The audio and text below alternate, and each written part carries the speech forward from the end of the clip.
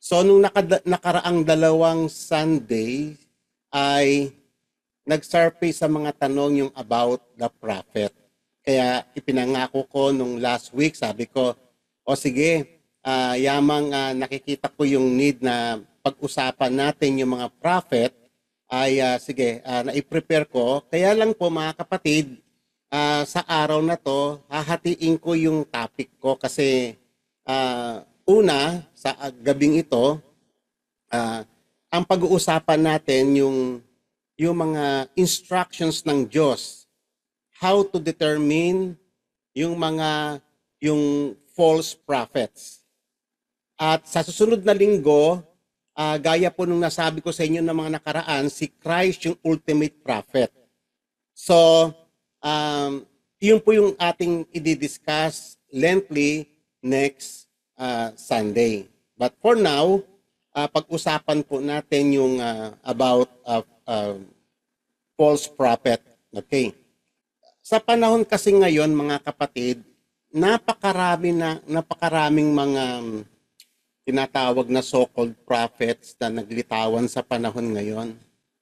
Kaya kung hindi natin alam ang salita ng Panginoon, maaaring mapaniwala rin tayo. Naglipa na, no? Ang daming mga so-called prophets. So pag sinabi kong so-called prophets, ibig sabihin, maaaring sila ay mga self-proclaimed prophets or mga man-made prophets. Okay?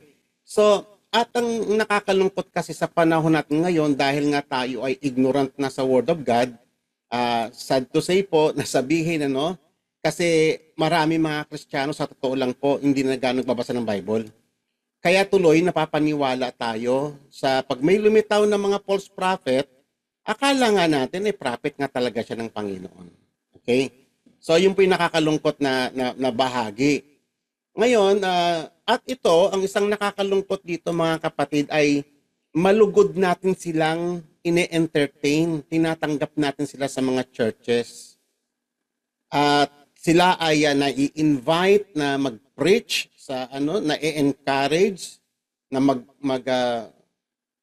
magturo sa mga churches nang without any hesitation, without any question, totoo nga ba tong prophet o hindi? So yun po yung nakakalungkot, ano? Porke ba ang isang preacher ay may dalang Bible at nagsasalita siya ng about the Word of God? Porke ba ang isang preacher ay nagpapahayag tungkol kay Jesus, totoong prophet na ba siya? Or ano, meron ba tayong tool to measure o to determine kung siya ba ay totoong prophet o hindi? Okay. So yun po yung ating pag-uusapan ngayon. Kasi mahalaga po ito. Kasi sa panahon natin ngayon, sabi ko nga po sa inyo, naglipa na. Ngayon, minsan nakakalimutan natin yung mga warnings na ibinigay ng Biblia, especially ng ating Panginoong Hesus at saka ng mga apostles. Tignan po natin yung bago tayo maniwala sa mga propeta, ang tanong ko nga sa inyo mga kapatid, nabasa ba ninyo yung Bible? Kinonsider nyo ba yung sinabi ni Jesus o yung sinabi ng mga propeta? Kasi sa may Bible ay napaka-sufficient ng mga instructions para ma-determine mo yung false at saka yung genuine prophets. Napakarami mamaya. Kaya nga po tayo sa gabing ito, medyo mahaba yung aking mga slides. Kaya nga po, i-reserve ko yung baka kainin kasi nung aking presentation ngayon. Ako po yung nagpapasabi na sa inyo in advance, medyo mapapahaba lang ako ng kaunti. Kaya yung ibang question and answer medyo mamiminimize po natin. Siguro pwede tayo mag-entertain mga 2 o 3 lang na question and answers. And then yung iba, next week na lang kasi medyo mahaba yung ating presentation. Para hindi naman gabihin din masyado yung ibang mga kapatid natin na faithful na nakikinig sa programang ito. Okay, so ngayon tignan po natin mga kapatid yung instructions ng Panginoong Hesus mismo. Una, dito po sa may Matthew chapter 7 verse 15. Sabi niya, beware of false prophets who come to you in sheep's clothing, but inwardly are ravenous wolves. Okay, so ito no, ibig sabihin hindi in sheep's clothing hindi mo madaling makikita kasi nasa sheep's clothing siya eh. Parang parehas natin. Parang totoong lingkod nga siya ng Panginoon. Kasi kung magsalita siya, kung napaka-articulate niyang magsalita, minsan may mga preachers na mahaharuyo magsalita, nakakakiliti ng tenga. At yun pa naman ang gustong-gusto ng mga tao pag na-entertain sila. Amen lang tayo ng amen, hindi man lang tayo nagtatanong. At yun nga yung isang problema ko, no? Minsan kahit nga sa may Facebook, kapag may nag-post ng isang idea na hindi mo pa siya gaano napag-isipan, nire-repost natin na hindi mo alam na iyon pala ay mali. So, ang daming ganun, no? Madalas tayo mabiktima sa ganon. Okay. So, ang sinasabi ng Panginoong Jesus dito sa atin, winawarningan niya tayo na mag-ingat kayo kasi parang kaparehas na kaparehas. Nasa sheep clothing siya. Parang amoy Kristiyano. Parang tunog Kristiyano. Pero hindi siya Kristiyano. Okay? Kaya nga, hindi porke isa siyang preacher, hindi porke na articulate siyang magsalita, hindi porke na siya ay may dalang Biblia o he speaks about Jesus Christ, ay malugod na nating tatanggapin. So, binabalaan tayo ng ating Panginoon mismo kasi ayaw niya tayong ma-misled, no? Ayaw niya tayong ma-wayward. Sa totoo lang kasi, ang mga false prophet, mga kapatid, ano yan, devastating yan. Ilalayo kanyan sa genuine na pananampalataya na tinuro ng Panginoon, kaya wag po nating babaliwalain yan. Okay? So mamaya magpapakita ko sa inyo ng video kung ano ang effect ng mga teachings ng mga false prophets na ito. Pangalawa, nag-warning uli siya sa Matthew 24 verse 11, many, hindi niya sinasabing isa lang, many false prophets will arise and will mislead many. So nakita nyo, marami siyang maililigaw. So nakita natin, mula pa ng panahon ng Panginoong Yesus, magpahanggang ngayon sa ating kapanahunan, sa totoo lang, maraming false prophets. Sasabihin ko po ito sa inyo, maraming inaakala ng mga churches, ng mga prophets, ini-endorso ng mga malalaking mga churches na mga false prophet. Mamaya, kayo mismo, based from the words of God, kayo mismo ang magdedetermine, hindi po ako. Babasahin ko lang po sa inyo ang Word of God. Kasi ang Word of God ang ating basihan at wala nang iba. Okay? At ako, bilang isang pastol, ayaw ko kayong mapariwara din. Okay? So ngayon, pangatlong babalaan niya, sabi niya, for false Christ, ito, hindi lang false prophet, meron ding false Christ na magde-declare na siya si Christ. Actually, napakarami niyan, hindi lang si Kibuloy. Okay, so many false Christ and false prophets will arise and will show great signs and wonders. O, kita nyo, gustong-gusto pa naman ng mga churches yung signs and wonders. They have results. Mamaya makikita nyo po yan mamaya sa mga scriptures. Even yung mga false prophets, kaya nila magbigay ng mga false miracles. Kaya kung ikaw wala kang matibay na tool to measure kung siya ba ay totoo o hindi, pag pinakitaan ka ng counting signs and wonders, baka mapaniwala ka na. Actually, iyan ang pinakamalakas mag-deceive sa marami mga Kristiyano. Okay? So meron sila mga signs and wonders, pero sabi ng ating Panginoong Hesus mismo, they are false Christ. They are false prophets. Hindi sila galing sa Diyos. Okay? So as to mislead, if possible, even the elect. If possible. Kahit kayo, po pwede kayong ma-mislead. Okay? Kaya napaka-dangerous nito. Kaya bigyan niyo po ng tuon yung ating pag-aaral ngayon. Ngayon, tingnan naman natin yung babala ni apostol ng mga apostol. Una, si Apostle John sa may 1 John chapter 4 verse 1. Tignan po ninyo yung kanyang statement. Beloved, do not believe every spirit. Pero ano po ang ginagawa natin? Pag may na-invite, lalo na pag popular siya, oy, si ganito, popular ito. Yung pala, false prophet pala. Kasi why? Hindi natin ino-obey kasi yung instruction ng Bible. Okay? Beloved, do not believe every spirit, but test the spirits. So, tayo ay ini-instructan ng Panginoon na itest mo sila. Paano matitest sila kung hindi mo alam ang scriptures? Yan ang isang problema. Okay? Test the spirits to see whether they are from God or not. Okay? Because, sabi ni Apostle John, many false prophets have gone out into the world. Okay? So, iba't ibang klaseng doktrina ang dala ng mga ito. Isa na dyan yung mga prosperity doctrine.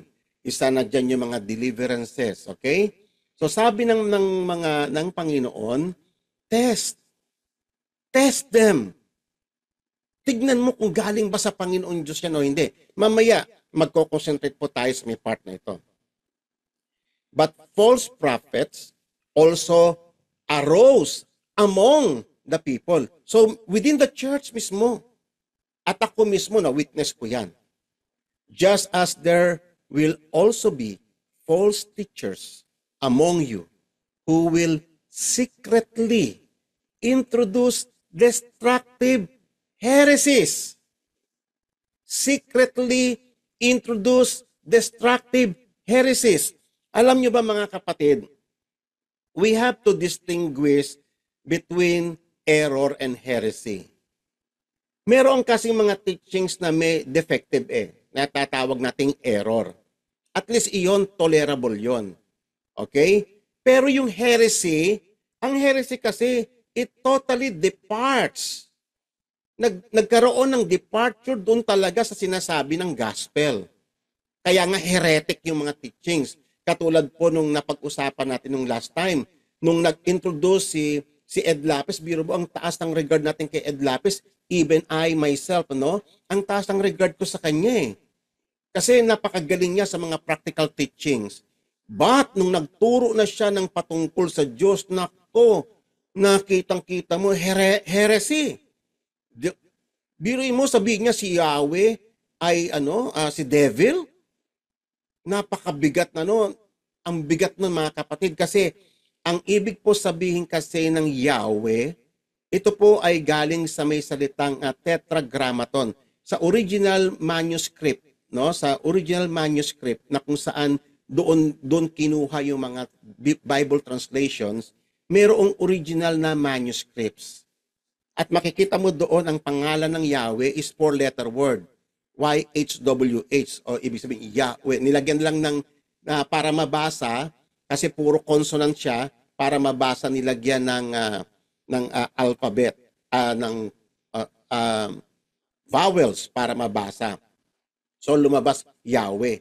Ngayon, ang Yahweh, ang ibig sabihin lang po niyan Lord.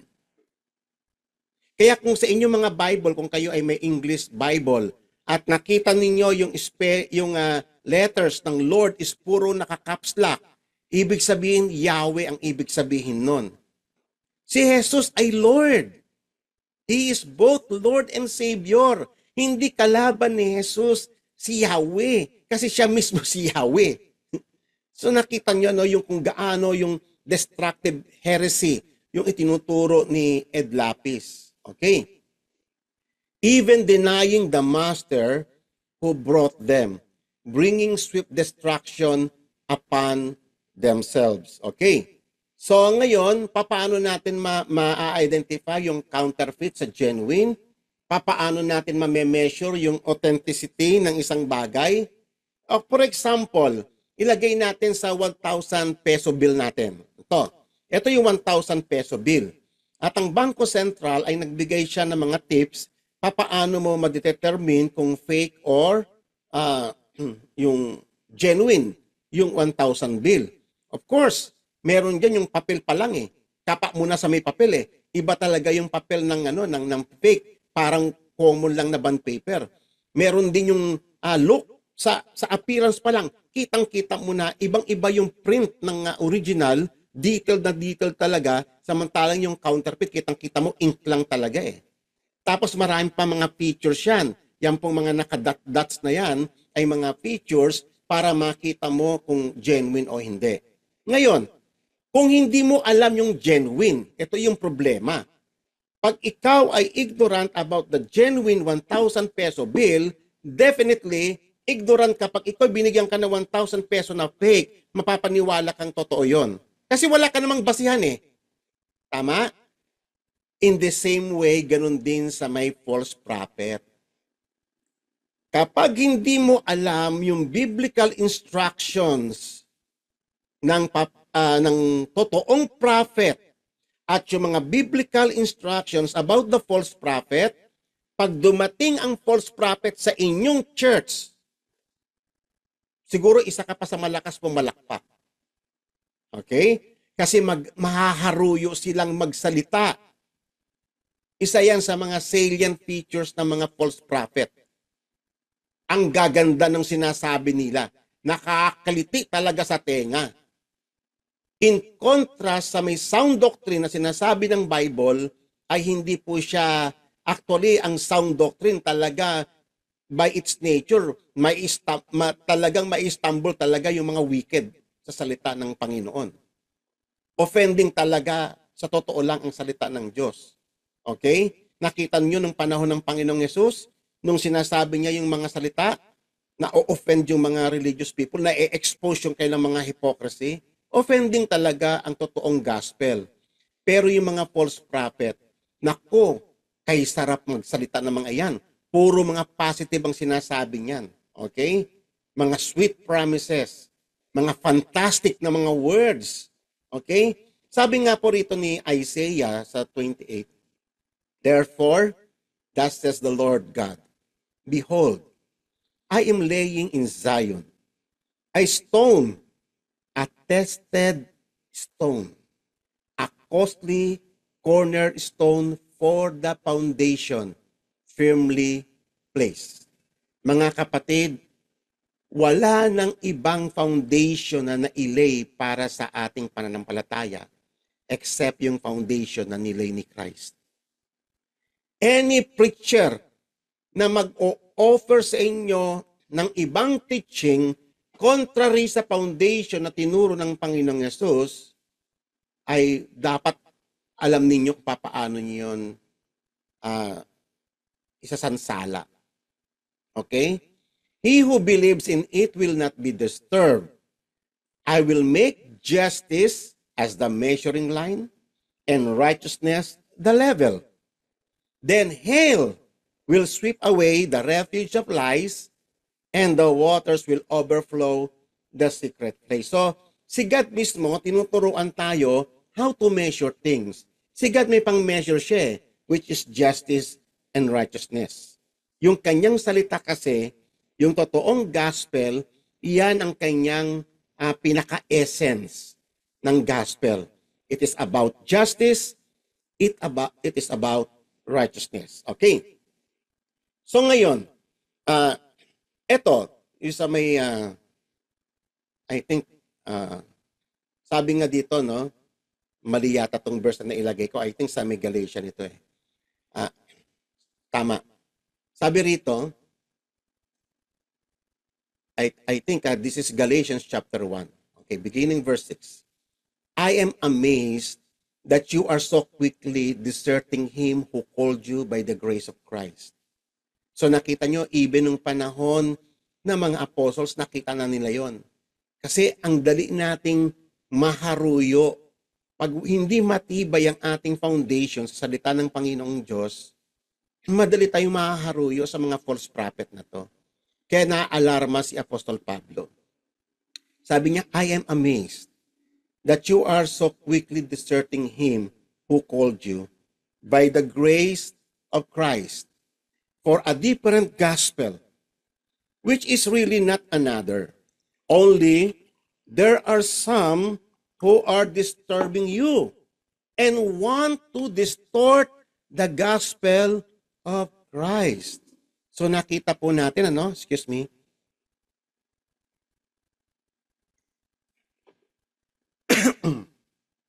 so may mga itong mga false prophet na ito ay nag-introduce sila ng another gospel, a different gospel, and it really disturbs or distort yung gospel ni Christ.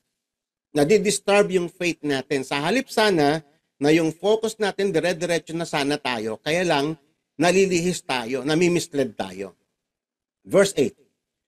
But even if we or an angel from heaven should preach to you a gospel contrary to what we have preached to you, ano ang sabi ni Apostol Pablo? He is to be accursed. Okay, verse 9. As we have said before, so I say again now, if any man is preaching to you a gospel contrary to what you have received, he is to be accursed. Pakasumpain siya. Okay. So, next verse. Ito talaga ang Timothy. Okay. Timothy, 2 Timothy chapter 4 verses 3 to 4. For the time will come when they will no longer endure sound doctrine. So, ano po yung sound doctrine, mga kapatid? Ang sound doctrine is all about Jesus Christ. Ang sound doctrine ay yung gospel talaga ng Panginoong Yesus, which is founded in justice and righteousness. Okay? It's about the person of our Lord. Kung sino siya, yung kanyang deity. Okay? And it's all about His works. Ano ba yung ginawa niya sa atin? So yung gospel kasi ng Panginoon, it is the grace, it's about the grace of the triune God. Kung paano niya tayo ni-rescue from bondage of sin, kung paano niya tayo ni-redeem sa pamamagitan ng kanyang dugo, kung paano niya tayo ni-reconcile pabalik sa ating Diyos, kung paano niya tayong ni-restore into from lawlessness to law-abiding status, at kung paano niya tayo binigyan ng pag-asa, kasi ang gospel, it gives us solid hope, no, para sa ating future. At ang lahat ng ito ay trabaho ng Holy Spirit. Okay. So ngayon, mga kapatid, ang false doctrine kasi, ililihis ka sa katotohanan ito. Lalabas na kulang yung ginawa ng Panginoong Yesus. Kailangan pa ng additionals. Okay? Mamaya pag-uusapan natin bahagya yan. So, kung tayo, kaya nga mga kapatid, ninyo napapansin, pag tayo nagtuturo, talagang we exhaust the words of God. Karamihan sa mga tagapagturo sa panahon ngayon, kukuha lang sila ng isa o dalawang verses, i-expound na. Actually, pag-expound pa nila, ang layo sa katotohanan. Puro opinion niya na. Hindi niya napapalabas yung talagang instruction ng Biblia. Kasi ang salita ng Diyos ay instructions ng Diyos for godly living. Ito ay batas ng Diyos kung papaano tayo makapamumuhay sa kanyang kalooban. So, hindi hinihingi ng Biblia yung opinion ng tao. We just speak to the people. Kami mga preacher, ang trabaho namin, if we preach namin, we will declare the words of God plainly. Okay? As instruction for godliness. Okay? Ngayon, meron akong ipapakita sa inyo na 10-minute video clip para magkaroon lang kayo ng idea ng kung ano ang papaano magturo ang mga false prophet at ano yung effect nito sa mga tao.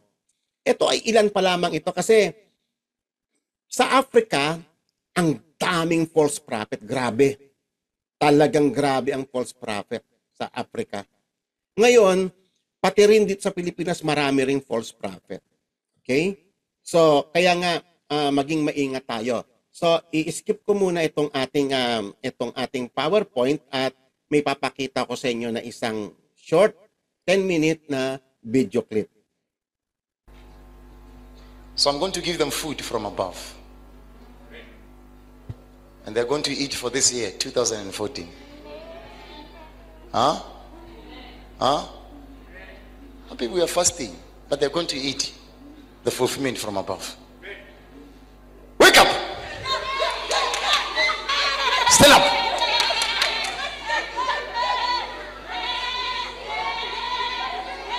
Stand up! Upright! Attention! Close your mouth. Okay, I see food outside. Look at that. Look at that food. Be quiet. Be quiet. Okay, go and eat. Go and eat. Go eat outside. Go quickly.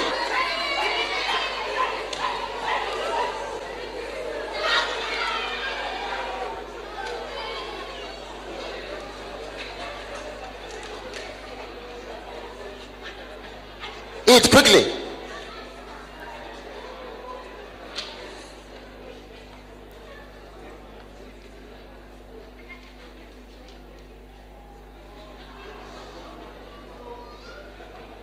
Eat quickly.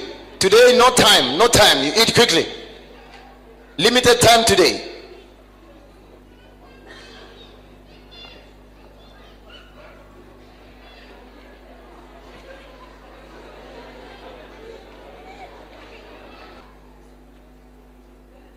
Come back. Come back. Quickly. Run. Run.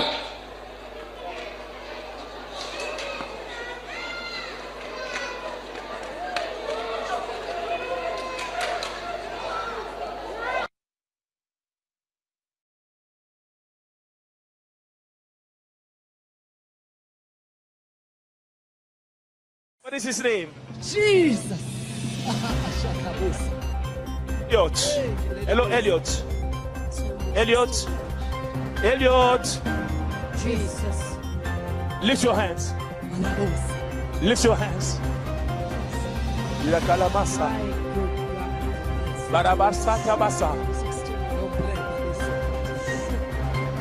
Sit.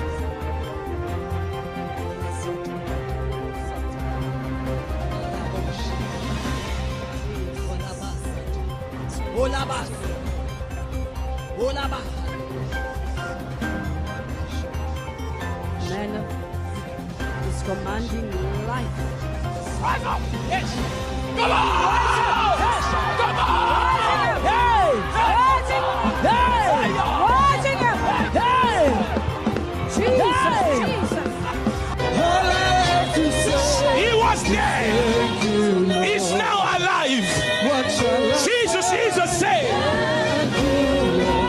Now to him who is able to do exceedingly abundantly above all we ask and hope for. Look at him.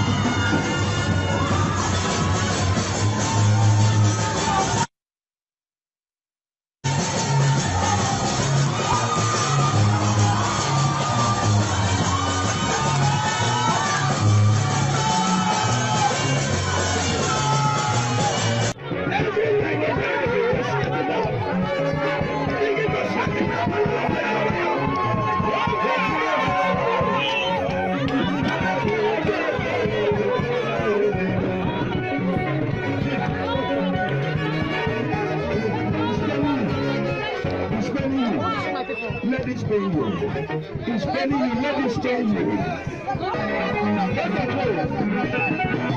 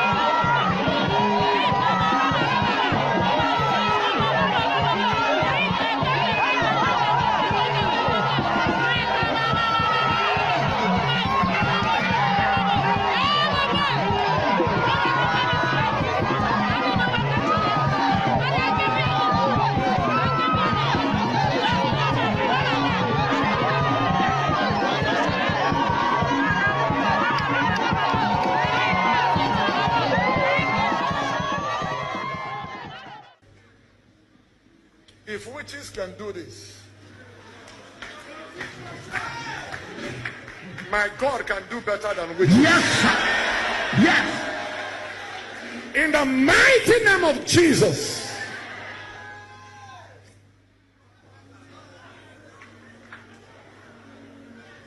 Mighty name of Jesus.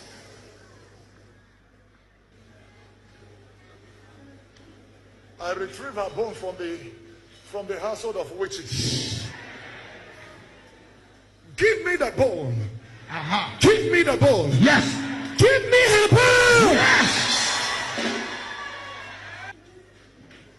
I know.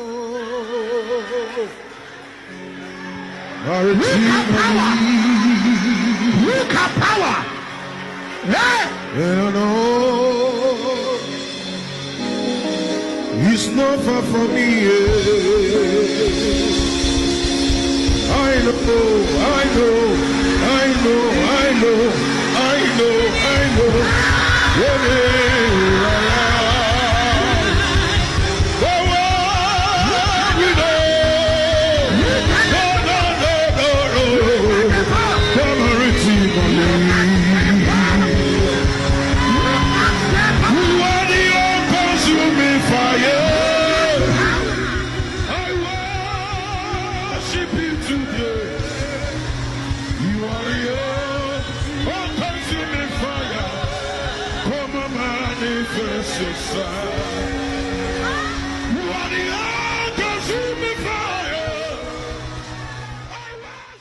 Number 2, Kenneth Copeland. Copeland needs no introduction. If you've watched these videos, you'll already know about several of Copeland's lies and scams. Here, let's take a look at when Copeland ended COVID. Standing in the office of the prophet of God, I execute judgment on you, COVID-19. I execute judgment on you, Satan, you destroyer, you killer. You get out, we break your power, you get off this nation. I demand judgment on you. I demand a vaccination to come immediately. Yes. You come down from your place of authority, destroyer. You come down and you crawl on your belly like God commanded you when he put his foot on your head in the Garden of Eden. Has dried up. It's dead. It's dead. It's dead. done. It has ceased. Yes. It has ceased to exist. Yes. It's beginning to shrivel. Yes. It's beginning to draw Yes. up and shrivel Yes. and disintegrate. It's over. It's all over. Praise God. Oh, wait.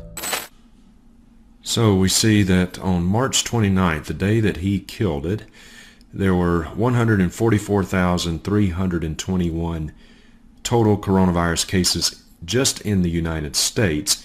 And as you can see, this just is a steep incline going all the way up to the most recent figures I have for April the 10th, which was yesterday, 502, almost 503,000 cases. So from March 29th, 144,000 cases to now almost 503,000 cases. That is literally over triple the number of cases today as when the day that Kenneth Copeland supposedly killed the virus.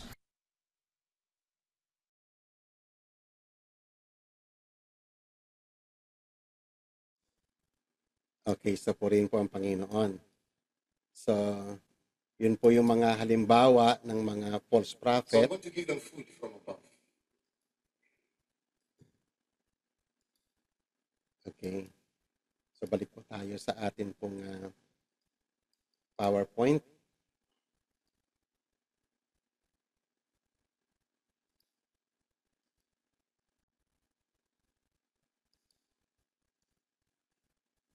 Okay, so napanood niyo po ba ng malinaw? Mga kapatid? Po, Pastor. Opo, Okay. Pastor. So, yun po ay ilan lamang sa mga kabulaanan. So, yung unang-una ninyong nakita, no, si Daniel, Pastor Daniel Lesego. Ito ay yung pinakain niya ng damo, yung obserbahan niyo, pinakain ng damo yung congregation. Yung congregation naman parang wala na sila sa mga mind nila, parang na silang talagang literal na mga tupa. Tapos pinakain ng literal na sheep.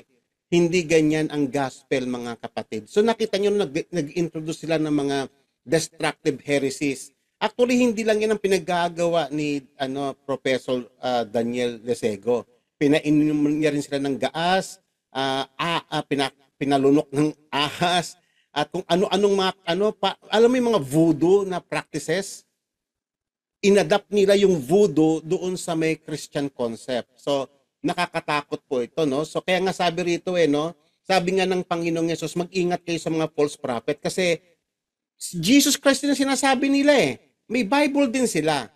So, kung yun lang ang pamantayan natin, yung magaling magsalita, nakita nyo yung responses ng mga tao, at etong si Pastor Daniel, meron na siyang absolute authority sa kanila, Hindi na si Jesus Christ, So nakita mo, isa lang po yan sa mga halimbawa.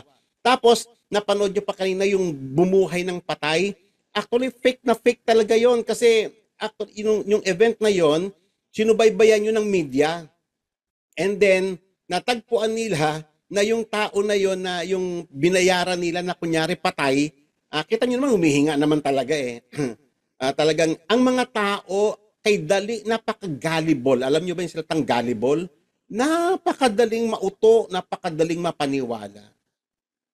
Kaya nga sabi ko nga sa inyo, mga kapatid, pag kayo hindi ninyo alam, pag hindi si Christ ang focus ninyo, pag ang pastor ay nagpipreach na hindi na si Christ, at yung pastor ay meron na siya yung absolute authority over your lives, ay mag-isip-isip na kayo, mga kapatid.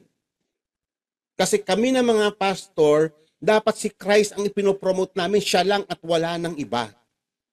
Kaya nga pag nagtuturo kami, mga kapatid, see to it na ang inyong pananampalataya ay marerest lang completely kay Christ at saka sa kanya mga ginawa.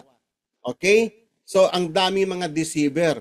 At nakita pa ninyo yung babae na bayaran, apat na iba't ibang klaseng miracle revival seminar nila doon na isang babae yung bayaran siya Kunya, yung may defect talaga yung kamay niya, ang hirap, nagko-concentrate siya para niya papahabain yung kamay niya. Nagagawa niya by concentration, pero kita niyo hirap na hirap siya, halos himatayin siya. Pero ang laki ng bayad yun, gagawin niya yun kasi kinukuha siya sa mga mga miracle crusades at kuno na pero fake yung mga false, bayaran yung mga doon. At yung mga makikita mo doon yung mga tao, paniwala sila. Binili talaga nila ng yung makasinungalingan. Why? Kasi hindi nagbabasa ng Bible. Iyan ang direct na effect. Pag hindi kayo nagbabasa ng Bible at nakikinig lang kayo doon sa nagtuturo, at lalo na pag yung nagtuturo napakagaling magsalita, tapos magaling mambola, naku, wala na. Wala na, mga kapatid. Isa rin kayong mahuhulog dyan. Okay? So, ang dami mga naglipa ng mga false prophet. Actually, hindi ko na ito isa-isahin kasi ang dami, no? Itong mga taong ito, si Benny Hinn, kilala nyo yan. Ang daming mga, usong-uso yung mga false prophecy. Kanina, si Kenneth Copeland. Di ba? Pinakita si Kenneth Copeland. Grabe yan, ano? Nasabi niya, pinatay niya na yung COVID. Tapos, naghihingi ito sa may prayer niya, nahuli-huli rin siya. Nagpe-pray siya na patay na yung COVID, no? Tapos nangihingi siya ng vaccine, mailabas na agad. So, contradicting sa mga statement na nangangapa lang sila kung ano yung sasabihin nila. At lahat ito, at marami pa, ay mga false prophet, mga kapatid. Okay? Yan si Jesse Duplantis, matindi rin niya si Jesse Duplantis. Etong nasa corner sa taas. Okay, so, isa yan sa matitindi kasi lagi daw siya sa may heaven at si Jesus daw umiiyak pa sa balikat niya. Pagod na daw si Jesus, siya kino-comfort niya pa. Nakita niyo kung gaano mga fabricated na mga salita, mga kwento, at ang nakakalungkot nito, binibili ng mga tao. Bakit? Kasi hindi nagbabasa ng Bible. Yan ang nakakalungkot na kwento. So ngayon, tignan po natin yung mga marks ng mga false prophet. Meron tayong pupuntahan muna na isang kwento sa may Bible para makita ninyo kung ano yung papaano nag-ooperate itong mga false prophet at kung paano nag-ooperate yung totoong propeta ng Diyos. Okay? So tatandaan ninyo, ang totoong propeta ng Diyos talagang kinausap ng Diyos. Yung kanyang sinasabi ay hindi lamang galing sa may kanyang guni-guni. Kasi ngayon, ganito, no? Ako'y nakakita na ako niyan Naka-witness na ako niyan yung papaano ka magiging prophet. Magko-concentrate ka kung merong still small voice sa tenga mo ng ganito na ganito, sinasabing ganito, yung pala guni-guni mo na pala yon. Ang basis na ng mga prophecy mo, guni-guni mo na yon. Hindi, si God, pag nagsalita, talagang audibly, malinaw talaga. Katulad ng mga prophet ng Old Testament. Malinaw silang kinakausap ng Diyos. Ngayon, tingnan po natin itong kwento na to, no? Ito po yung panahon ni King Ahab. Nakita nyo ang Israel noon kasi, divided noon yan. Merong North Israel, merong South Israel. Yung North Israel ay tinatawag na Israel. Ito yung 10 tribes. And then yung Judah, nandito yung 2 tribes, no? Nandyan yung Jerusalem. Ang hari noon sa sa North Israel ay si King Ahab. Ito ay wicked king ito, backslidden king ito. Asawa niya si Jezebel, yung false prophet. Tapos sa Judah naman ang hari ay si King Josaphat. Magkapatid ito, kaya lang yung North Israel kasi is backslidden king. Okay. So ngayon, ang sabi niya doon kay Josaphat, di ba atin yung Ramoth in Gilead? Kasi sinakop ng mga Syrian. Kaya sabi niya gano'n, babawiin namin yung part na yon sa mga Syrian sapagkat part talaga yun ng Israel. Kaya sabi niya doon kay King Josaphat, sasamahan mo ba ako? Sabing gano'n, oo naman. Siyempre magkakapatid tayo, iisa tayo, no? Sasamahan kita. Pero, sabing gano'n ni King Josaphat, sumangguni muna tayo sa Panginoon kung tayo ba'y talagang lulusob ngayon. And then, okay, so pinatawag naman ni King Ahab yung kanya mga false prophets. Ang dami niyang false prophet, 400 na mga false prophets. Ang dami. So, nag-inquire si King Ahab doon, anong masasabi ninyo? Susugod ba tayo? Siyempre, alam mo yung mga false prophet, ang gaganda ng mga sinasabi. Sabing ganon, sige, mahal na hari, sumugod kayo sapagkat sabi ng Panginoon, i-deliver ko sa inyo ang mga Syrian sa inyong mga kamay. Sabing ganon, false prophet yun, hindi totoo yun. Mga guni-guni lang nila yon. Hindi naman talaga sila kinakausap ng Panginoon. And then duda si King Josaphat, sabi niya, wala na ba kayong ibang mga prophet dito? Sabi niya ganon, na po pwede tayong mag-inquire sa Panginoon. Sabi ni King Ahab, meron. Si Mikaya, kaya lang, ayoko doon kasi, galit ako doon kasi lahat ng mga prophecy niya patungkol sa akin, puro masasama. Sabi niya ganon. Pero pinatawag siya ni King Josaphat, patawag mo. Baka merong siya yung gamitin ng Panginoon. So, sa madaling salita, pinatawag siya ng Panginoon. Pinatawag siya ni King Ahab, si Mikaya, na yung totoong prophet ito, nag-iisang totoong prophet ng panahon iyon. Okay, pinatawag siya. Pero, yung messenger ni King Ahab, binalaan na siya. Sabi niya ganon, Mikaya, halos lahat ng propeta, iisa ang tinig nila. So ikaw, dapat yun din ang sasabihin mo para ma-encourage si King Ahab na bawiin yung ramot do sa ano. So, dapat isa lang sasabihin mo, huwag kang magkasalita ng anything, sabing gano'n. So, madaling salita, humarap na si Mikaya kay King Ahab at kay King Jehoshaphat. O ano masasabi mo, Mikaya? Susugurin ba namin yung mga Syrian para mabawi namin yung Ramot Gilead? O hindi na kami susunod? Syempre si Mikaya, nabalaan na siya in advance Sabi niya, o sige mahal na hari, sumugod kayo at magpo-prosper kayo. Ibibigay ng Panginoon sa inyong kamay ang inyong kalaban. Sabi ni King Ahab, ilang beses ko bang sasabihin sa iyo na pag nasa harapan kita, yung totoo lang sasabihin mo. Sabi niya ganon. Sinabi ngayon ni Mikaya yung totoo. Sabi ni Propeta Mikaya, I saw Israel scattered. I saw Israel scattered on the mountain as sheep that have no shepherd. And the Lord said, these have no master. Kaya nga ang payo niya, let each return to his house in peace. Magsiuwian na kayo kasi mamamatay lang kayo sa digmaan. So yun ang mensahe talaga ng Panginoong Diyos.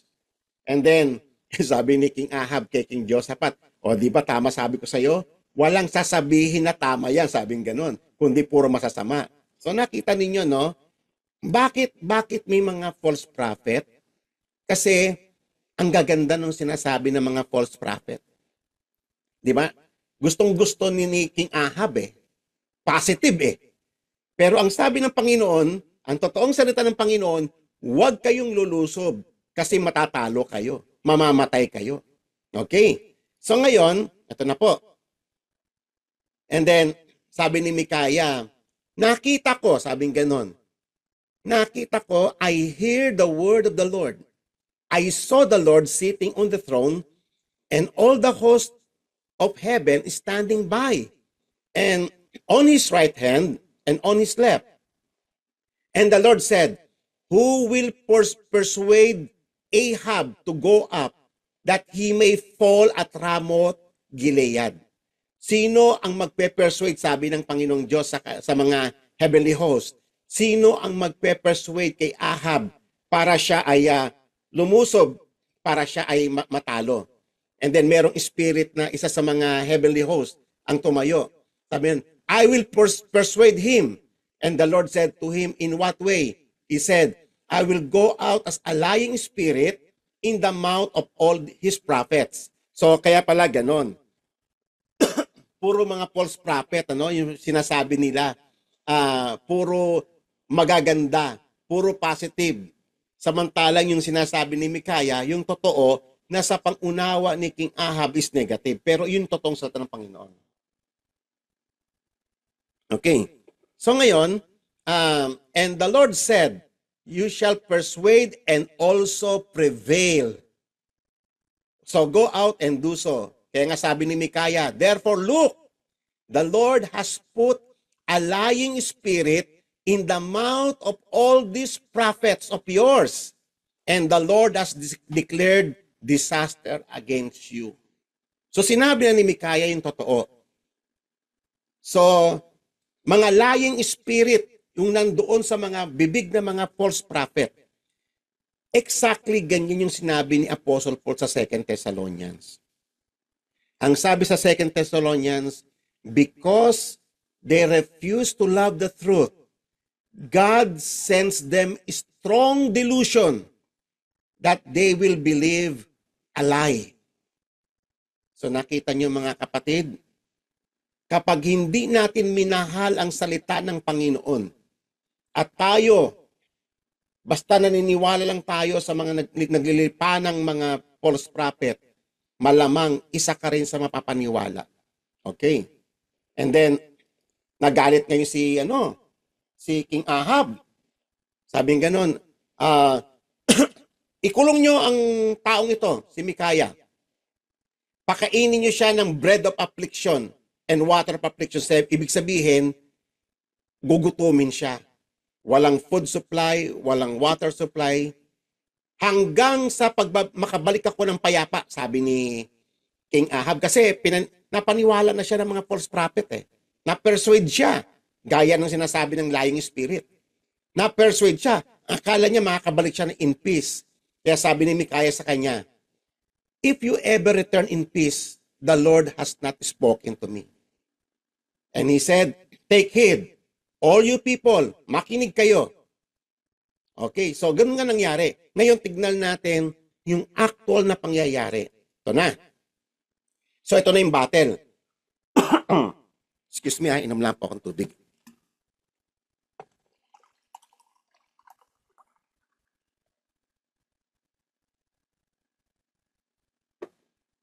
Okay. So ngayon, ang sabi ni King Ahab kay King Jehoshaphat, magdi-disguise ako bago ako pumunta sa may battle.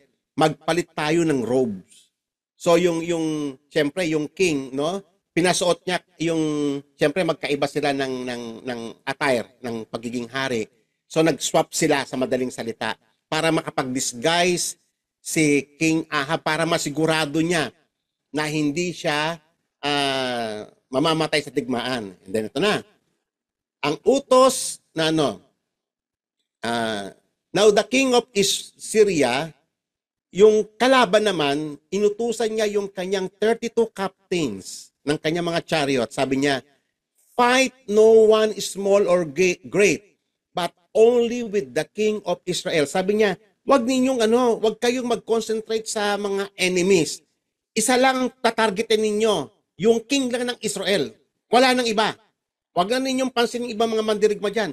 Basta ang target ninyo, lahat kayo at 32 captains ito. Ang target lang ninyo ay King of Israel. Ngayon, ang tanong dito, paano nila ma-determine? Nagpalit sila ng kasuotan ni King Jehoshaphat. Tignan niyo kung gaano ang salita ng Panginoon ay nakapangyayari. Kapag sinabi ng Diyos, tiyak na mangyayari. Okay. So ngayon, ito na. So it was when the captains of the chariots saw Jehoshaphat that they said, surely it is the king of Israel. Therefore they turned aside to fight against him. And Jehoshaphat cried out. And it happened when the captains of the chariots saw that it was not the king of Israel, that they turned back from pursuing him. So una, nung nakita ng mga captains of the chariots, yun yung suot ng hari ng Israel. So tinugis niya siya. Pero nung malapitan na, nakita nila, ay hindi to king of Israel. So as the instruction of their king, iniwan nila si King Jehoshaphat. So ang hinanap nila, sino yung nasaan si King Ahab. So ngayon, ito na. Ito, tignan ninyo ang galing nito. Now, a certain man drew a bow at random. So merong isang kawal, randomly. Ala-chamba. Nagpana siya. But yung random na yon, yung parang it seems accident, pero hindi yun accident. Nangyari exactly kung ano yung sinabi ng Panginoon. And struck the king of Israel between the joints of his armor. Ang galing naman, Nakikita nyo rito, walang chance kay God. Kung ano yung sinabi ng Panginoon, mangyayari yon. Nakita nyo, yung ginawa ni King Ahab. Una, nag-disguise siya. Pangalawa, random lang yung pag-araw. Pangatlo, doon mismo pumasok, may armor. Kung sa armor kasi siya tinamaan, may pag-asa siyang mabuhay. Pero doon siya pumasok sa joint ng armor. Yung doon sa may dugtungan. Okay? So, he said to the driver, turn around and take me out of the battle. I am wounded. And the battle increased that day. And the king was propped up in his chariot, facing the Syrians, and died at evening. The blood ran out from the wound onto the floor of the chariot. So nakita ninyo mga kapatid, kung kung gaano yung salita ng Panginoon. Pag sinabi ng Panginoon, kung nakinig lang sila sa totoong propeta ng Panginoon, huwag kayong sumugod kasi magkakandamatay lang kayo, matatalo lang kayo. Pero nakita ninyo yung mga false prophet. Di ba? Ang gaganda nung sinasabi na encourage nila yung lying spirit pa rin na sa kanila. Hindi ba ganyan din minsan nangyayari sa loob ng church? Okay? Mas pinapaniwalaan natin yung mga false prophet kaysa sa totoong propeta ng Panginoon, okay, na nagsasabi ng katotohanan. Alam nyo ba, siguro kilala naman ninyo na sa picture na ito. Siya si Joe de Venecia. Tumakbo siya ng, naging Speaker of the House. Naging Speaker of the House siya nung dalawang term. Kay Ramos yata, tsaka kay Arroyo. Basta nung 1992 to 1998 and then 2001 to 2008. Dalawang beses siya naging Speaker of the House eh. Pero nung 1998, tumakbo siya as presidential. Okay. Tumakbo siya at ang naging katunggalin niya noon ay si Erap Estrada. Okay. Alam nyo ba nung panahon ng election na ito, nandun pa ako sa Manila noon eh. Nasa Las Piñas pa ako noon. Kasama ko nandun ako, tumutulong ako sa church ng kuya ko sa Las Piñas. And then, nagkaroon ng call. Kasi malapit na election, nagpatawag si Eddie Villanueva. Nirerespeto natin si Eddie Villanueva, no? Kung paano natin nirerespeto si Ed Lapis. Pero, kapag mali yung ginagawa, hindi tayo sang-ayon doon. Okay? So, si Eddie Villanueva, dahil kinikilala siya sa buong Manila, sa mga churches, nagpatawag siya ng prayer daw. National prayer para sa nalalapit na eleksyon. So, siyempre kami, hindi pa ako pastor noon eh. Siyempre, pupunta kami. Kasi para sa kapayapaan ng nalalapit na eleksyon. So, maganda naman yung layunin. So, nagpunta kami doon sa Quirino Grandstand sa Luneta. Pagpunta ko sa may Luneta, gawing mga bandang mag alas 4, napansin ko nakapalibot doon sa buong area ng Quirino Grandstand yung initials na JDV. So, iyon ay acronym yun ni Joe de Venecia. Pero hindi yun yung nakalagay doon sa may banner eh. Ang daming banner nakapalibot. Ang nilagay nilang acronym hindi Joe de Venecia, kung hindi Jesus Declaration of Victory. So JDV. So medyo pumapasok na sa isip ko, medyo nagdududa ako. Sabi ko, baka naman ginagamit lang kami ni Eddie Villanueva para sa political ends. So sa isip ko, binigyan ko siya ng benefit of the doubt. Hindi naman niya siguro gagawin yun kasi kinikilala siyang leader, no, dito sa ating bayan. So binubura ko sa isipan ko, bagamat may duda ako sa puso ko. Maya-maya, nung mga mag-alas 5 pasado na, nung dumating si Joe de Venecia, nakasynchronize na pala yun doon sa stage, sa may microphone, yung nagsasalita. Sabi niya, yan na po, dumarating na ang next President of the Philippines, JDV. JDV, nagsigawan na lahat. Tapos ngayon, itong mga Kristiyano, dahil nga, yun yung nai-set up na So lahat ng mga Kristiyano naman, napaka-gullible. Gayahan na, JDV, JDV. So sa halip na sana, nandoon kami para sa prayer, para sa Panginoon, it turns na nag-endorso na ng kandidato. Ang galing ni Eddie Villanueva, isang malaking kasalanan yung ginawa niya na ito. Talagang na-prostrate talaga ako noon. Na-prostrate ako noon. Nung that time kasi sa Laguna pa kami nakatira noon. So umuwi ako sa Laguna, hindi ko na tinapos kasi na-prostrate ako eh. Sabi ko, bakit ginawa ito ni Eddie Villanueva? Ang taas pa naman ng regard ko sa kanya, tapos niloko niya kami. Binetray niya yung trust namin. sinabi niya national prayer pag nalalapit at hindi para mag-endorso ng kandidato. So umuwi na ako sa Laguna, sa Kanlubang kami nakatira noon, and then nanood ako ng TV. Napanood ko sa TV yung dumating na yung endorsement ni mayroon pala silang inimbitahan na isang prophet na kinikilala. Ito kung kilala nyo si Morris Cerullo. Ito yung kinikilala nilang prophet. At ito si Cindy Jacob, kinikilala rin mga prophet yan. So mga yan nandun din si Connie Reyes. So yung mga malalaki pang ibang mga leaders sa Pilipinas na mga pastors, nandun din sa may rally na yon. So it turns out na hindi siya prayer meeting, kung hindi campaign. So kinakampanya si Joe de Venecia. And then, habang nakikinig ako doon sa may radyo, ay etong si Morris Cerullo na inimbitahan nila ay nag-testimony. Nag-testimony siya. Sabi niya, habang daw siya ay nasa eroplano pa lamang, kasi nga prophet nga kinikilala nilang prophet.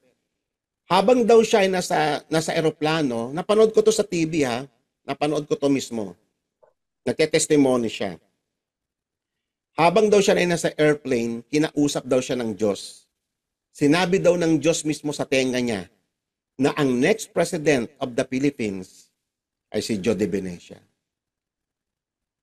So, inabangan ko yun kasi sinabi na i-pronounce prophet di ba? Tapos it turns out, hindi totoo yun. Hindi totoo yun. Okay? So, ayan lang po yung isa sa mga nakakatakot na mark ng mga false prophet. So ano-ano yung mga marks ng mga false prophet? Unang-una, makikita mo mga false prophet, napaka-reckless nila na gamitin ang pangalan ng Diyos. Despite ng commandment ng Diyos na huwag mong gagamitin ang pangalan ng Diyos sa walang kabuluhan, for the Lord will not leave him unpunished to take his name in vain. Isipin mo, gamitin mo yung pangalan ng Diyos. Sabi ng Panginoon, binulong ng Diyos sa akin. Rampant yan sa churches. Yung mga ganyang statement. Mga kapatid, pag merong kayo sa may church ninyo, nakikita nyo ganyan, mag-isip-isip na kayo. That is using God's name in vain. A direct violation of the commandment of God. Tapos hindi naman pala totoo. Produkto lang pala ng guni-guni niya. Yan po yung sa may kwento na inano natin, nung sinabi ni Mikaya, ni propeta Mikaya, yung totoong prophecy. Etong false prophet na to na si Sedekaya, na anak ni Cheanaya, gumawa pa siya ng horns of iron. Sabi niya, sabi ng Diyos, sabing ganon, tutuhugin ko itong mga Arameans na yan hanggang sa sila ay ma-destroy. So, tapos lahat ng mga false prophet, nagkaisa sila. So, nakita niyo yung mga false prophet. Ganyan. Kaya huwag kayong magpapaniwala mga kapatid, Mag-ingat kayo sa paggamit ng pangalan ng Diyos na walang kabuluhan. Nakakatakot na business yan. Nakakatakot na yan. Kasi bakit? Bakit nila gustong-gustong sabihin yan? Kasi it seems parang man of God ka Di ba? Parang nga namang man of God ka, yung mga tao, ang galing na ito malapit ito sa Diyos kasi nagsasalita siya, ginagamit yung pangalan ng Diyos. Ay mag-ingat kayo mga kapatid. Mag-ingat kayo. Kung kayo ay may mga kilala na ganyan, warningan ninyo. Okay. Another na mga palatandaan ng mga false prophet. Kasi sa totoo lang, karamihan sa tinatawag na prophet ngayon ay mga self-proclaimed prophets, mga man-made prophets, mga self-appointed prophets. Hindi naman talaga sila inappoint ng Panginoon. Kasi gaya ng sabi mismo ng Panginoon kay Jeremiah. Sabi niya, so do not listen to the words of these prophets who speak to you. They prophesy a lie to you. Sino nagsasabi? Si God mismo. Sabi niya kay Jeremiah, they prophesy a lie to you. For I have not sent them. Sabi ng Diyos mismo. And declares the Lord, but they prophesy falsely in my name. Ginagamit nila ang lakas ng loob nilang gamitin ang pangalan ng Diyos. Yan ang mark ng mga false prophet. Ang lalakas ng loob nila na gamitin ng Diyos, ang gamitin ng pangalan ng Diyos nang walang malang kahit ng kaunting hesitation. Nakakatakot gamitin pangalan ng Diyos eh. Banal yun eh. Di ba? Naalala niyo yung topic natin about prayer? Mag-ingat ka. Paglalapit ka sa harapan ng Panginoon. Huwag kang gagamit ng maraming salita. Kasi nasa langit siya, nasa lupa tayo. Pero itong mga false prophet na to, ang lalakas ng loob nila. Sabi ng Panginoon! Sabi ng Panginoon! Pero hindi naman siya kinakausap ng Diyos. Guni-guni niya lang yun. Okay? So in order that I may drive you out and you perish, you and the prophets who prophesy to you. Pangatlo na marks ng mga false prophet ay yung mga failed predictions. Mga palpak na prediction. Naalala ko noon si Propeta Sadhu eh. Si Propeta Sadhu, yung naka-orange, yung Indian, in-endorso mismo yan nila Eddie Villanueva, nila Fred Magbanwa, yung mga malalaking mga churches sa Manila, in-endorso nila yan. At ang daming mga tao sa Araneta Coliseum to ginanap. In-endorso nila at si Sadhu, paniwalang, ang dami niyang mga prophecy na binagbibitawan. Alam mo kasi, etong mga false prophet na ito, para silang mga oracles, para silang, alam mo, yung mga magaling na parang si Nostradamus, yan. Mahilig lang mag-predict. Puro oracles. Hindi naman ganun ang trabaho talaga ng mga prophets eh. Pag sila ay may sinabi about the future, it is really the word of God. Hindi lang sila nagpe-predict ng mga certain events na magaganap. At iyong sinasabi nila has something to do with their violations with God's words. Okay? Ngayon, tingnan ninyo yung sabi rito. But the prophet who speaks a word presumptuously in my name. Alam naman ninyo yung salitang presumptuously, hindi po ba? Which I have not commanded him to speak. Hindi naman talaga siya inuutusan ng Diyos eh. Or which he speak in the name of other gods. Ano ang parusa ng Panginoon? That prophet shall die. Tapos magtatanong yung mga tao. This was from Deuteronomy chapter 18. And then, sabi ng you may say in your heart, how will we know the word which the Lord has not spoken? So, ang ganda ng tanong, papaano daw natin ma-determine kung talaga bang itong prophet na to ay galing sa Diyos, nagsasalita ng katotohanan, o isang bulaan lang na nagsasabi ng kasinungalingan. Paano daw natin malalaman? Ito mga kapatid, binigay mismo ng Biblia sa atin ang sagot. When a prophet speaks in the name of the Lord, if the thing does not come about or come true, hindi nangyari, that is the thing which the Lord has not spoken.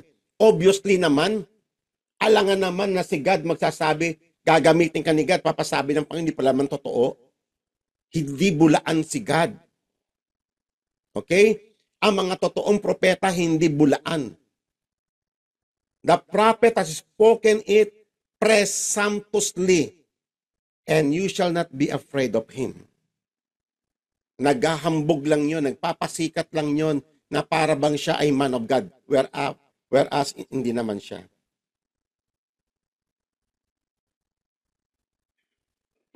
Okay. Pang-apat, ito yung sinasabi ko sa inyo, nagpo-prophesy na hindi naman talaga sinasabi ng Panginoon, it is just a product of their own vain imagination. Then I said to you, this is in Jeremiah 23, Jeremiah 14, then I said, Lord God, sabi ni Prophet Jeremiah, behold, the prophets say to them, you shall not see the sword, nor you shall have famine, but I will give you assured peace in this place. So nakita nyo, no, yung theme ng mga false prophet. Ako naka-witness ako niyan doon sa may isang church na daluhan ko. May mga prophesying sila. Oh, nakita ko yung vision na ikaw, kapatid, magkakaroon ka ng 2-story na building na bahay. O ganon yung mga, ang gaganda naman sinasabi nila. Kapatid, nakita ko, magkakaroon ka ng magagandang kotse. O ganon yung mga ganon. Ay naku mga kapatid, pag may kayo ay napasama kayo, mayroong ganyan, nagpo-prophesy ng mga reckless, mga presumptuous na ginagamit ang pangalan ng Panginoon, magduda na kayo mga kapatid. Okay? And the Lord said to me, the prophets prophesy lies in my name.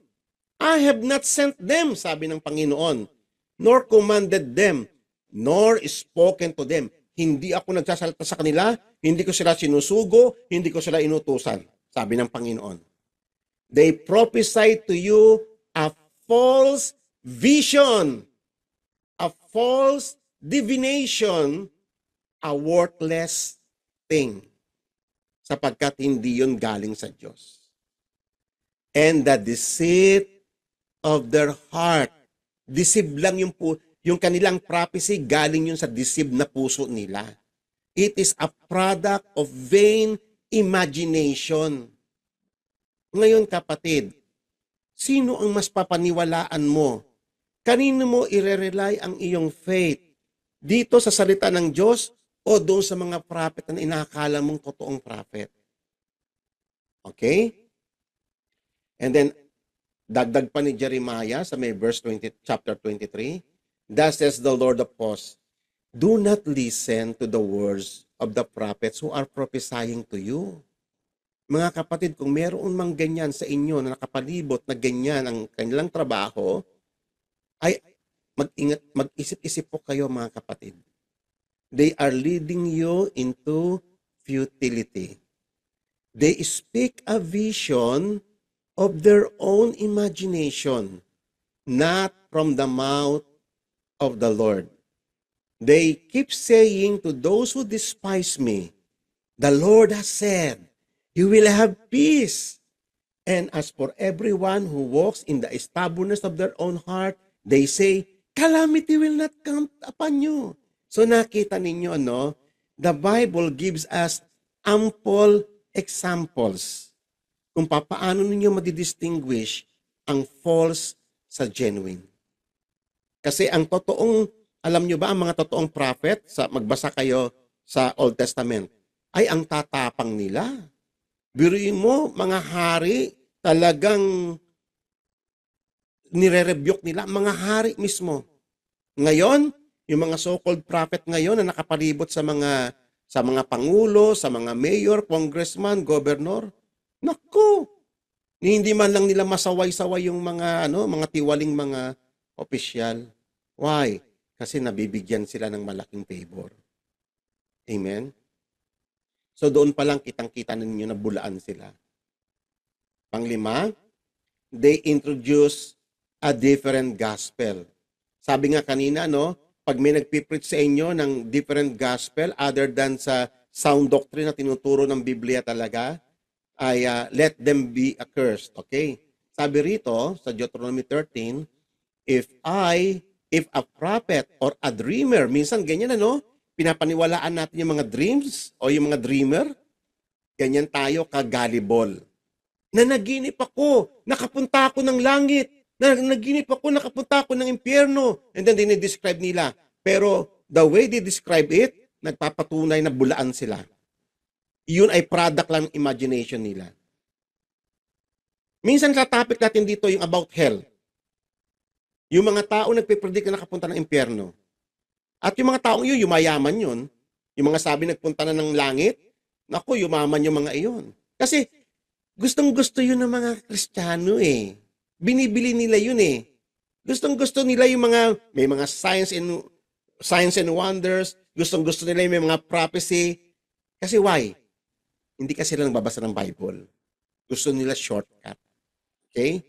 Kaya ang payo ko sa inyo mga kapatid, read your Bible. Fix your eyes unto Jesus, the author and the finisher of our faith. Okay.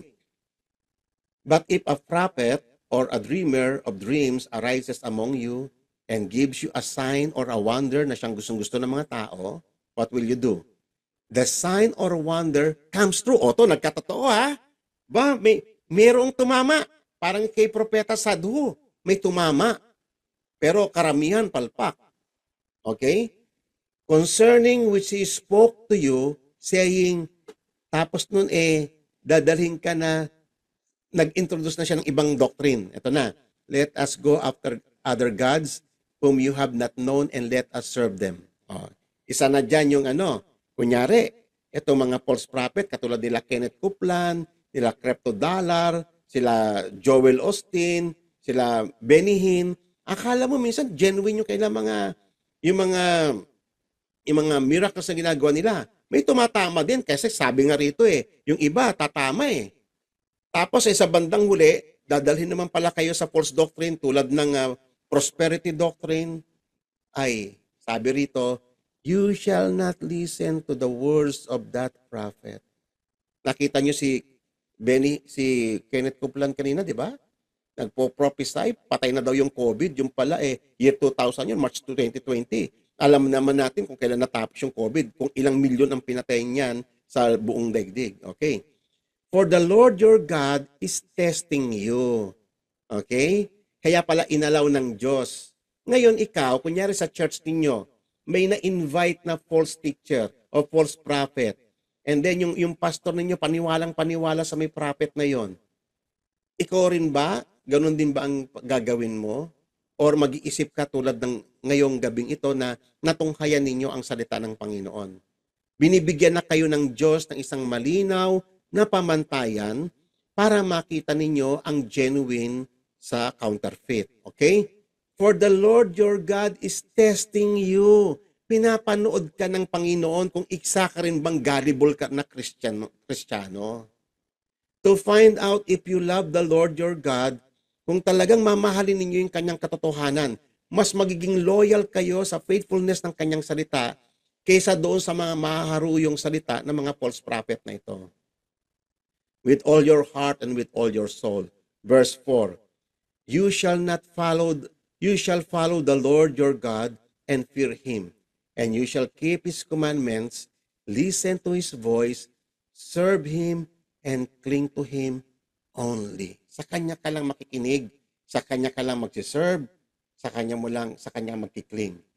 Okay, another marks ng mga false prophet ay kahilig nila magbigay ng mga false hopes sa mga tao. Kaya nga nang sabi kaya ni Jeremiah sa 14, I did not send them. Pero ang sabi nila, they prophesy in my name, pero hindi ko sila sinusugo. Sabi nila, sword and famine will not come sa inyo. Pero sabi ng Panginoon, ang kabaligtaran ang siyang mangyayari. Kasi in-entertain ninyo yung false prophet, yung kabila na mangyayari sa inyo. By the sword and famine, those prophets shall be consumed. And the people, yan, yung mga nakikinig, yung congregation, and the people whom they prophesy shall be cast out. Kaya nga, wala bang effect sa inyo, kapatid? Kung kayo in-entertain ninyo, yung pinapaniwalaan ninyo yung mga false prophecies nila? In the streets of Jerusalem, because of the famine and of the sword, they will have no one to bury them, them nor their wives, their sons nor their daughters, for I will pour their wickedness on them. Okay? So, ito, na hindi ko na bago yung title. False, ang ibinibigay sa inyo ay mga false na divination at inaasahan nila na mangyayari yung kanilang mga false prophecy. Sabi nga rito, sa Ezekiel 13, ang nakikita nila ay futility. Hindi naman kasi talaga totoo yun Hindi naman talaga sila kinakausap ng Diyos. Futility, deceit of their heart, sabi kanina. A false divination, saying, thus saith the Lord, but the Lord has not sent them. Yet, they hope that the word may be confirmed. Yan po yung isang nakakatawa, inaasahan nila na mangyayari. Bagamat iyon ay product lang ng kanilang imagination, inaasahan nila mangyayari. At kapag nangyari yun, bilib na bilib sa sarili nila. O, di ba? Marami silang nadideceive. Have you not seen a futile vision? And have you not spoken false divination? You say, the Lord says, but I have not spoken. Therefore, thus says the Lord God, because you have spoken nonsense and envisioned lies. Therefore, I am indeed against you. Hindi po sabi ni Pastor Jess, says the Lord. And lastly, ano po yung mark ng false prophet? Pinepervert nila yung grace ng Panginoon. Ginagamit nila yung grace ng Diyos para sa kanilang katiwalian at kasalanan. Okay? For certain persons have crept in unnoticed, hindi natin napapansin, ano? Kala mo, kasi Bible din naman, they speak also Jesus di ba? Those who were long beforehand marked out for this condemnation, ungodly person who turned the grace of our God into licentiousness. And in the end, denying our only Master and Lord Jesus Christ. Okay, so mag-ingat kayo. Sabi nga ng Panginoon, I am against this prophet, sabi ng Panginoon, na nag-a-utter ng mga false visions, lying divinations. They have no place in the council of my people. Okay. So, ito po ay kung kilala ninyo ito, si Harold Egbert Camping. Ito po ay talagang noted sa pagpe-predict ng ng mga end times. So, siya po ay American Christian radio broadcaster and evangelist. Kilalang kilala po to sa may president po siya ng Family Radio. So, ito po ay Christian station sa radio sa Amerika since 1958. Siya po isang civil engineer. At ito po talagang dahil nga engineer siya, magaling siya mag-compute. Compute niya madalas yung mga end times. Okay, so una niyang prediction ng Judgment Day ay noong September 6, 1994. So Judgment Day daw. Kaso nag-fail. Okay? At inulit niya, ni-revise niya. Ay, nagkamali lang daw siya. So ni-revise niya yung date. From September 6, in-adjust niya into September 29. Tumalpak pa rin yung September 29. So in-adjust niya uli, October 2 na. Palpak na naman. And yet yung mga tao naniniwala Diba? Yun yung isang nagtataka ako sa mga tao. Napaka-gullible. Kitang-kita mo doon na wala silang alam sa Word of God. They totally ignored yung mga warnings ni Jesus Christ, yung warning ng mga apostles about false prophet. At malugod nilang tinatanggap itong mga taong ito. Ito, in 2005, Harold Camping predicted the second coming of Christ on May 21, 2011. Actually, na-witness ko ito kasi dito sa Isabela, nakaabot sa amin yung pinaniwalaan siya ng mga Christian churches dito sa Isabela Actually, in-endorso nila to si Harold Camping. Nangalap din sila, nagkalat din sila ng mga leaflets ni Harold Camping na yun na nga, second coming na noong May 21, 2011.